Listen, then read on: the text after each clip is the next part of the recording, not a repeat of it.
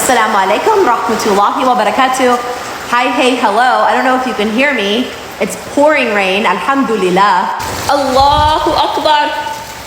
Anyways, I wanted to hop on real quick and share with you guys one of my favorite processes of studying as a convert to Islam from Christianity. So right here is my Bible. I grew up with this Bible.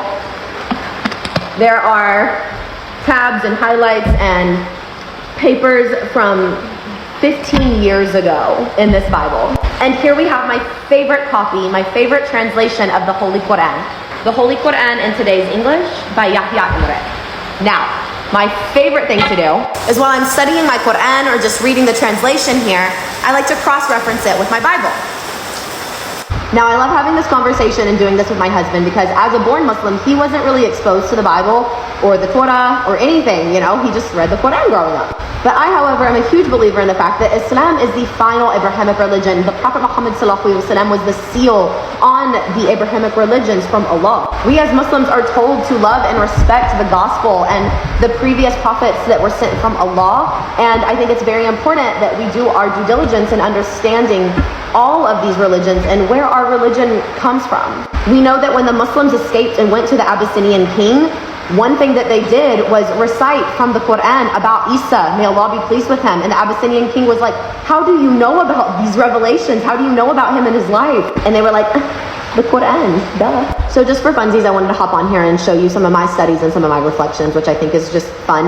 I'm currently on the chapter Al-Ma'iddah from the Qur'an. It's the banquet table. And in this chapter, we do have a lot of heavy discussion around Musa alayhi salam, or Moses. So to bring you up to speed, we're on the part where Musa alayhi salam is bringing the people into the land of Canaan to find safety, right? And they're terrified. But Moses, they cried, there's a powerful nation already here in this land, and we'll never be able to enter it unless they leave. If they go away, then and only then can we go in. However, two God-fearing men, upon whom Allah had granted his favor, came forward and boldly suggested, enter their main stronghold through a certain entrance. We have discovered it on our scouting mission. When you're inside the walls of the city, the victory will be yours. Trust in Allah if you really have faith. Now, if you're a Christian, you know this story. And if you are a Christian, you should know that the Bible tells us in Numbers specifically that these men are Caleb and Joshua. And that Caleb and Joshua were not able to convince people to go. And because they were not able to convince them, Allah said, okay, fine, you will be not allowed to enter for 40 years as your punishment because you do not trust and believe in me. So they wandered the desert for 40 years. During this time, Musa alayhi salam passed away and Joshua had to take over for him, right? And this is the fun part. Now we're going to go to my Bible here and we're going to turn to Numbers, which is very early on in the Old Testament, right here. Numbers. Leviticus, Numbers. So now for my Muslim homies who are not familiar with the Bible, I'm going to read to you guys the story from Numbers, and it's beautiful. Now to around chapter 14, I'm going to skim a little bit.